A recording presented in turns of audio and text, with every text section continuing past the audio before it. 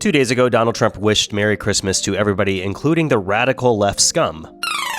I didn't say anything. I didn't post anything because I wanted to take a little bit of a mental health break. POTUS has been bragging nonstop about this 4.3 GDP, which came up well above what economic experts had anticipated for our country. And on paper, this looks like a good thing, but again, a majority of Americans don't actually understand what GDP actually means, and they don't understand how these numbers are calculated. If you were to go to the Bureau of Economic Analysis, which is a government-run website with data released by this administration, you will see this, which looks great on paper because 4.3 is crushing it. Now, most people are going to stop there and they're just going to see 4.3 GDP much higher than expected, and they're going to be like, God bless you, President Trump, we're doing amazing. And that is exactly what's happening. Liberals, I thought the Trump economy was so bad, but yet his GDP is at 4.3. The most wonderful time of the year.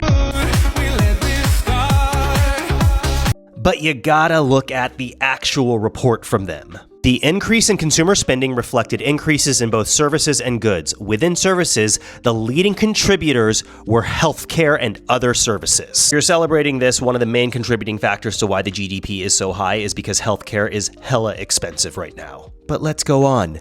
The increase in government spending reflected increases in both state and local government spending led by consumption expenditures, as well as federal government spending led by defense consumption. The government is spending more than ever before on defense.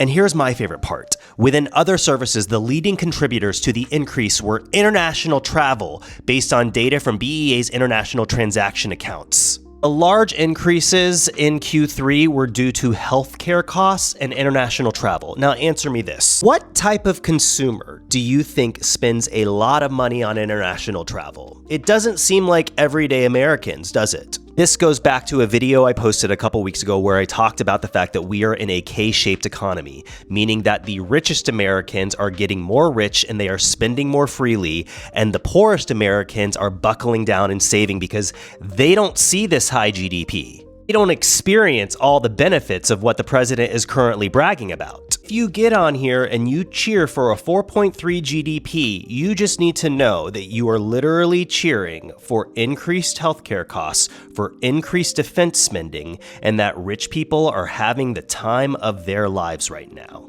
And since the ACA tax credits expire at the end of this year, it's only going to get worse.